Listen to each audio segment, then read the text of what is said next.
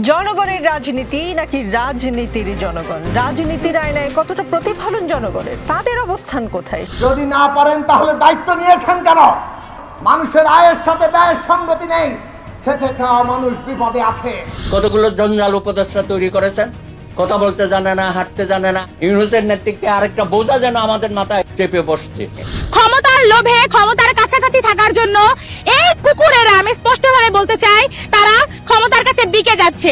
বর্তমান উপদেষ্টা ও বিরোধী দলগুলোর মধ্যে তৈরি হয়েছে চরম বিরোধিতা। এবার যেন আওয়ামী লীগের মতো বিএনপিকেও ছুঁড়ে ফেলতে চাইছে এই সরকার। সুপ্রিয় দর্শক, বিস্তারিত জানতে আমাদের সাথে থাকুন। বর্তমানে আহতদের সুচিকিৎসা ব্যবস্থা নিয়ে উপদেষ্টা নাহিদ ইসলামকে প্রশ্ন করা হলে রীতিমতো তিনি বিএনপিকে কটাক্ষ করে বলেন, তারা সেই জিনিসটাই আমাদের কাছ থেকে বারবার চাচ্ছে, কিন্তু যখন নির্বাচন বলে বারবার রাজনৈতিক আলাপ আনা হয়, এটা সকলের ভিতরে এক ধরনের অনাস্থা তৈরি করতেছে। তবে রুমিন ফারহানাও দিয়েছেন এর পাল্টা জবাব। নির্বাচন চাইবার জন্য এই সকল দাবি চাপা পড়ে যাচ্ছে একেবারেই নিজের দায়িত্বকে অস্বীকার করা, নিজের ব্যর্থতাকে ঢাকবার একটি খুবই হাস্যকর প্রয়াস ছাড়া এটাকে আর কি বলবো বলেন। এদিকে সংস্কারের নামে বঙ্গবন্ধুর ইতিহাসকে মুছে ফেলতে চাইছে সরকার, যা মেনে নিতে পারছে না আওয়ামী লীগের মতো বিএনপিও। এক নেতা এক দেশ, বঙ্গবন্ধুর বাংলাদেশ। একটা ছবি ছিল, সেই ছবি রেখেই তো আপনারা শপথ টপথ নিয়েছেন।